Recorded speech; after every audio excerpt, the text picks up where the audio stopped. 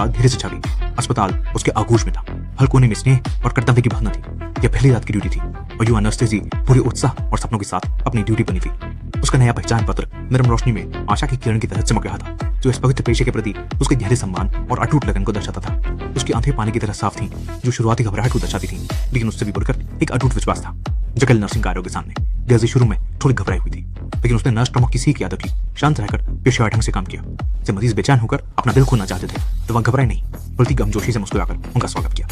एक और वह सटीक रूप से रक्त ऑक्सीजन माप रही थी, वही धैर्य से उन अकेली आत्माओं की फुसफुसाहट सुन रही थी। उस रात डेज़ी मानो एक रक्षक देवदूत बन गई थी। न केवल कुशलता से काम कर रही थी, बल्कि उसने मरीजों को भावनात्मक रूप से भी बहुत सांत्वना दी। एक सच्चे धन्यवाद ने उस लड़की को समझाया कि नर्सिंग सिर्फ कौशल नहीं, बल्कि आत्माओं का मिलन है।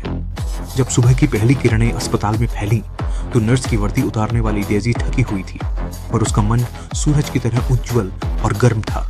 उसने अनुभवहीनता से परिपक्वता तक एक शानदार बदलाव पूरा किया।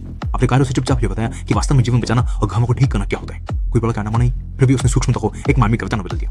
वह जन्मचंद्र नहीं थी, लेकिन उसने साहस और जिम्मेदारी भी चुना।